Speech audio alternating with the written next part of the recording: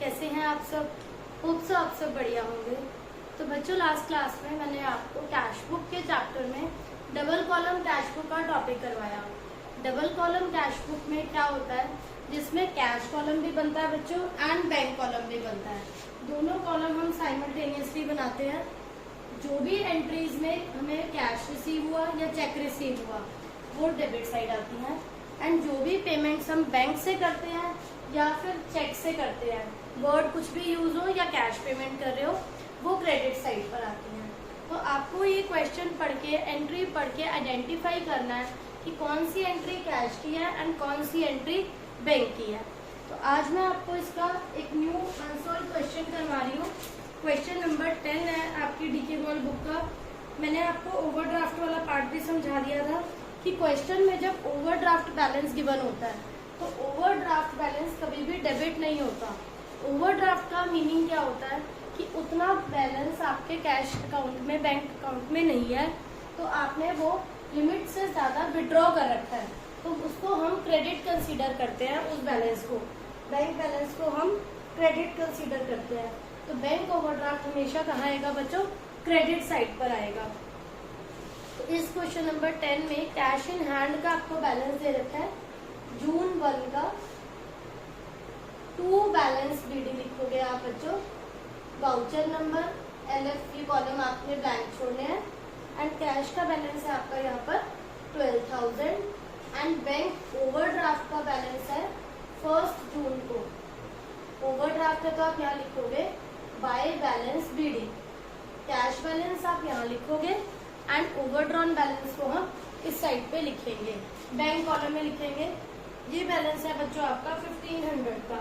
तो 1500 का जो बैलेंस है ये हम यहाँ पर बैंक कॉलम में रिकॉर्ड करेंगे।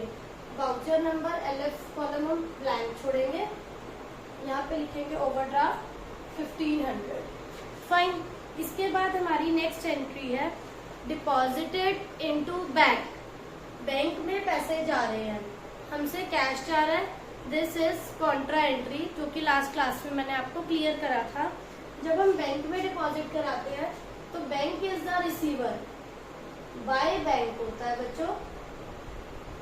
बाय बैंक 10,000 कैश कॉलम में आएगा, एंड टू कैश, बैंक में पैसे जा रहे हैं एंड हमसे कैश जा रहे हैं। टू कैश लिखकर बैंक कॉलम में डालोगे एंड बाय बैंक लिखकर कैश कॉलम में आएगा। ये होती है बच्चों कॉन्ट्रा एंट्री। इसको आप सी नेम से मेंशन करोगे, कॉन्ट्रा एंट्री। नेक्स्ट है बच्चों, आपने गुड्स बेचे कैश में।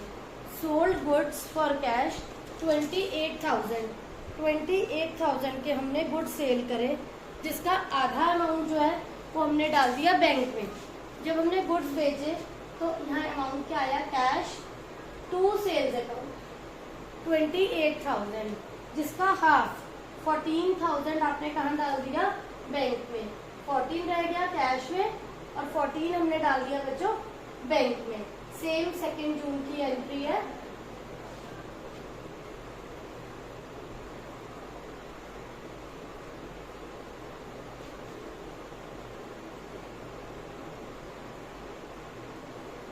इसके बाद बच्चों नेक्स्ट एंट्री है आपकी purchase goods for 7,000 from Manoj and company on credit. Manoj से आपने बच्चों गुड्स बाय किए हैं, बट वो ऑन क्रेडिट है। तो ये मैं आपको ऑलरेडी बता चुकी हूँ बच्चों की क्रेडिट की एंट्री कैश बुक में नहीं आएगी। कैश बुक में सिर्फ कौन सी एंट्रीज आती हैं? Which are related to cash only.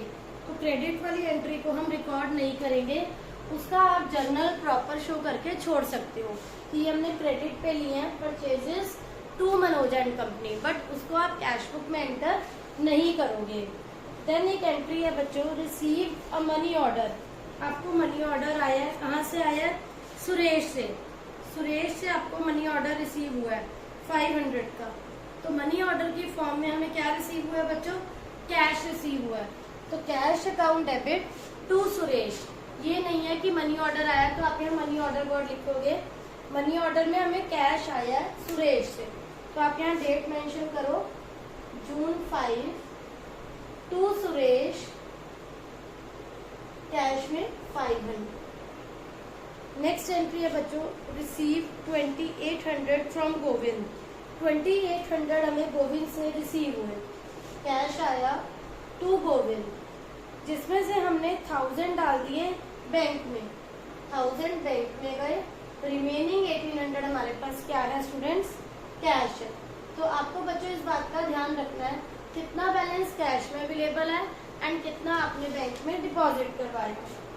Next है, एक चेक रिसीव हुआ 7000 का फ्रॉम सुभाष से, जो चेक आया यहाँ पर सुभाष से, और कैश आया 900 का, in full settlement of 8000 due from him.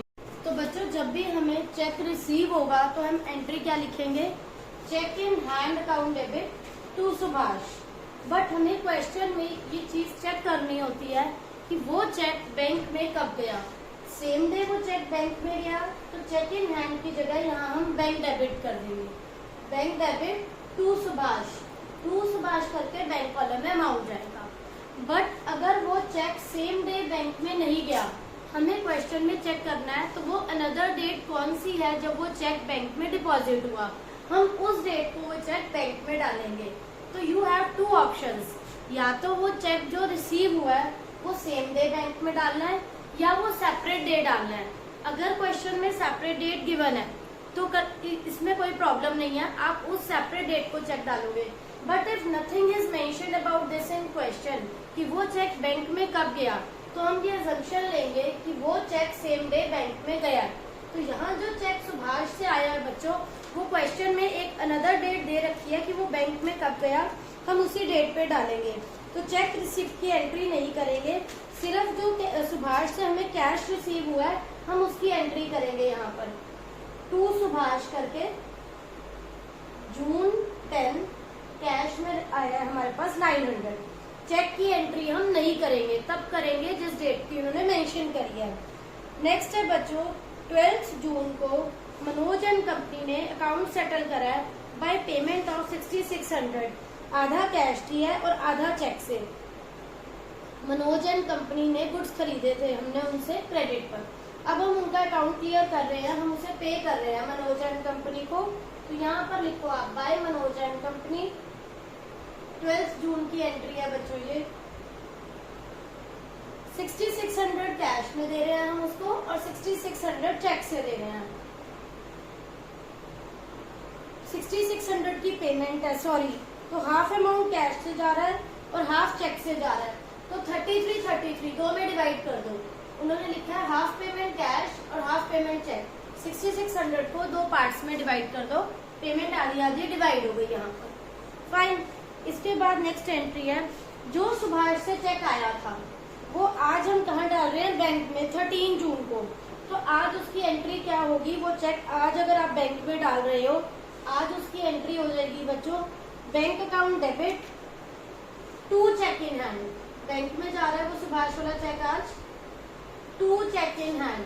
तो यहाँ पर आप एंट्री लिखोगे 13 जून की, to cheque in hand.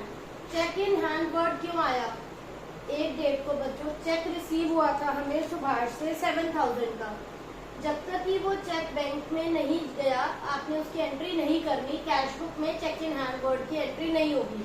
But जिस डेट को वो चेक बैंक में जाएगा, सेम डे जाता तो मैं टू सुभाष लिखकर बैंक कॉलम में डालती, डिफरेंट डे जा रहा है तो आप टू चेक इन हैंड लिखकर बैंक कॉलम में अमाउंट डालेंगे। नेक्स्ट है बच्चों, paid for purchase of machinery by cheque. 15 जून को हमने मशीनरी की पेमेंट करी है, बाय मशीनरी लिखकर चेक से पेमेंट करे हैं, बैंक कॉलम में 20,000 ऐसे आएगा। देन है आप वेजेस के लिए मशीनरी की इरेक्शन करी है, उसके वेजेस का आप पे कर रहे हो, तो उसको भी आप इसमें यहाँ पे बाय मशीनरी करके शो करोगे। 1000 जो आपने वेजेस के पे करे हैं, वो 1000 जो है वो ये नहीं मेंशन कि कैश में है या फिर चेक से है, तो आप उसे कैश में ही एज्यूम करोगे। देन एंट्री है बच्चों, चेक इशूड फॉर 6000। किस लिए इशू करा आपने, सचदेवा एंड कंपनी से हमने क्या परचेज करा, फर्नीचर, तो हमने यहाँ चेक इशू करा सचदेवा एंड कंपनी की फेवर में। तो by Sachdeva and company 6000 payment करी है हमने यहाँ पर कौन सी डेट को, 17 जून। उसके बाद बच्चों कल्पना गारमेंट से हमने गुड्स परचेज करे ऑन क्रेडिट। तो ऑन क्रेडिट जो भी आप बाय करोगे उसकी कोई भी एंट्री आपको शो नहीं करनी है। देन है आपको एक बैंक ड्राफ्ट रिसीव हुआ है 4800 का दामोदर एंड कंपनी से, जिसको आपने सेम डे कहाँ डाल दिया, बैंक में।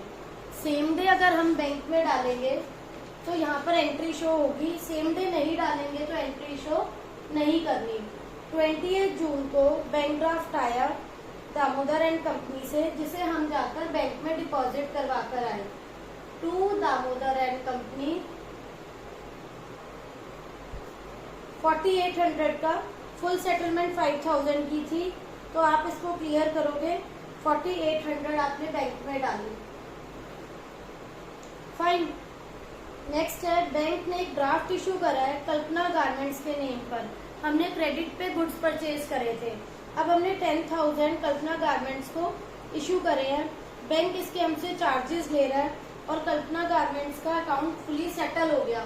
तो 24 जून को हमने जो उधार पे गुड्स खरीदे थे बच्चों, उसकी अब हम पेमेंट कर रहे हैं। बाय कल्पना गारमेंट्स लिखोगे, 10,000 का चेक गया तो बैंक वालों से जाएगा और बैंक ने अपने चार्जेस लिए इसके, बाय बैंक चार्जेस लिखकर 25 रुपीज, ये भी आपको शो करने जरूरी है। देन है बच्चों आपने बैंक से पैसे निकाले फॉर पैटी कैश। 26 जून को आप बैंक से विड्रॉ कर रहे हो पैटी कैश के लिए, तो बाय पैटी कैश बैंक से पैसा निकल रहा है आपका 100 रुपीज, कोई आपका बहुत छोटा सा एक्सपेंस था। देन आप सैलरी की पेमेंट कर रहे हो बाय सैलरी, और वो भी चेक से, ये भी बैंक कॉलम से जाएगी बच्चों। 28 जून की एंट्री। देन बैंक आपसे कुछ चार्जेस ले रहा है 38 जून को अपनी सर्विसेज के, बाय बैंक चार्जेस नेम से आएंगे एक और चार्जेस 50, और बैंक हमसे कुछ इंटरेस्ट चार्ज कर रहा है। ये सभी एक्सपेंस है बच्चों जो आपके बैंक कॉलम में आएंगे 1620, फाइन। तो अभी आपकी यहाँ पर सारी एंट्रीज कंप्लीट हो गई। लास्ट एंट्री है कि आपको बैंक में डालने हैं सारे का सारा balance after retaining 4000 at office. Bank में डिपॉजिट करवाना है आपको सारा बैलेंस। तो पहले हम यहाँ टोटल करके देखते हैं बच्चों, हमारा यहाँ टोटल क्या आ रहा है 26,000। टोटल करते हैं बच्चों यहाँ कैश कॉलम का, हमारा कैश कॉलम का टोटल कितना आ रहा है 3200, 8000। यहाँ टोटल आ रहा है 34,000 एंड यहाँ हमारा टोटल आ रहा है 25 एंड 7। ये आ रहा है बच्चों 34 एंड ये आ रहा है आपका 32। अब आप यहाँ का चेक करो, डेबिट साइड का टोटल हो गया, क्रेडिट साइड पे आपका टोटल कितना बन रहा है 4300, 14,300।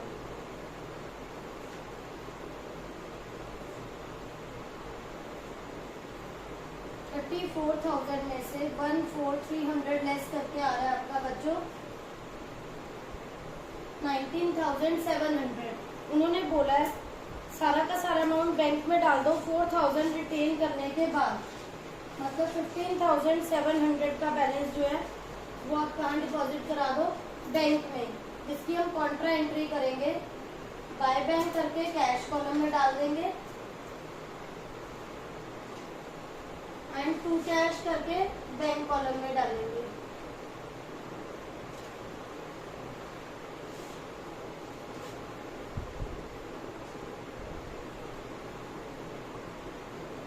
$143 प्लस 115,730।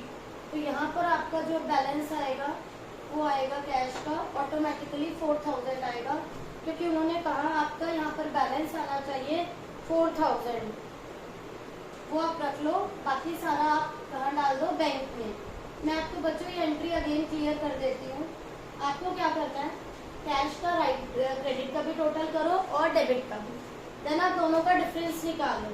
जो भी डिफरेंस आया उसमें से 4,000 छोड़कर सारा का सारा जो है आप आप कहाँ डाल दोगे, डिपॉजिट करोगे बैंक में। तो उसकी कॉन्ट्रा एंट्री होती है बच्चों, बाय बैंक करके कैश कॉलम में जाएगा एंड टू कैश करके बैंक कॉलम में आएगा। तो यहाँ पर आपका जो भी टोटल था अब वो चेंज हो जाएगा, आपका टोटल ये हो जाएगा आपका टोटल अब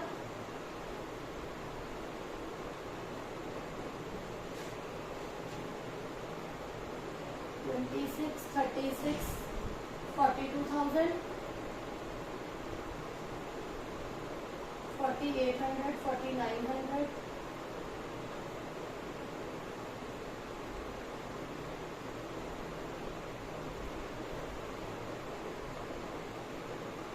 4,8,595। जैसे आप 47,700 अलग करोगे, ये आ रहा है बच्चों आपका 895 बैलेंस। यहाँ पर हमारा टोटल आ रहा है 48,595 और यहाँ आपका आ रहा है 47,700। आपका ये बैलेंस डेबिट का शॉर्ट आ रहा है, तो आप इधर टू बैलेंस सीडी करोगे। जैसे यहाँ आपका डेबिट का ज़्यादा है, क्रेडिट का कम है, यहाँ बैलेंस निकाला। इसी टाइप से आपका इसमें इस तरफ बैलेंस आ रहा है 48,595, आपका ये टोटल टैली हो गया। इस क्वेश्चन में बच्चों इंपॉर्टेंट पॉइंट क्या है, that I am going to repeat. Last entry में लिखा है डिपॉजिटेड इनटू बैंक। सारा का सारा पैसा कहाँ डाल दो, बैंक में। किसको छोड़ दो, 4,000 को छोड़ दो, बाकी सारे पैसे कहाँ डिपॉजिट करा दो, बैंक में। तो मैं आपको बताती हूँ बच्चों इस पॉइंट को कैसे करना है। आप नॉर्मली क्या करते हो, कैश का डेबिट का भी टोटल करते हो और क्रेडिट का भी टोटल करते हो, फाइन। तो आप क्रेडिट और डेबिट दोनों साइड का टोटल कर लो, देन आप 4,000 उसमें से सब्ट्रैक्ट कर दो। बाकी जो रिमेनिंग बैलेंस आएगा उसकी हम क्या करेंगे, कॉन्ट्रा एंट्री बाय बैंक करके हम कैश कॉलम में डाल देंगे एंड टू कैश करके बैंक कॉलम में डाल दिया। अब जो ऑटोमेटिकली हमारा आंसर आएगा वो वही आएगा जो हमने यहाँ पर बैलेंस अलग से मेंटेन करा था। ये आपका कैश कॉलम का आ रहा है 15,700 लेस करके, यहाँ आपको ऑटोमेटिकली 4,000 जो है बैलेंस बचेगा और बैंक बैलेंस आपका यहाँ आ रहा है 895। अब इस बाय बैलेंस सीडी को हम यहाँ पर 1 जुलाई फर्स्ट डेट को टू बैलेंस बीडी करके शो करेंगे और यहाँ पर जो आया है इसको आप इस साइड पर बाय बैलेंस बीडी करके 895 का बैंक कॉलम में शो करोगे। यहाँ पर कैश का शो करोगे 4,000 और यहाँ पर इधर आप बैंक कॉलम में शो करोगे 895 जो यहाँ पर बैलेंस है। तो ये बच्चों जो लास्ट एंट्री थी ये बहुत ज्यादा इंपॉर्टेंट है। इस टाइप के क्वेश्चंस की आपको प्रैक्टिस करनी है, बहुत इंपॉर्टेंट एंट्री है ये। तो होप सो बच्चों आप सबको ये क्वेश्चन क्लियर हो गया होगा, कोई डाउट नहीं होगा। Still you are having any doubt please ask in comment section and if अगर आपको वीडियो अच्छी लगी हो तो please like share and subscribe करना मत भूलिएगा। Thank you.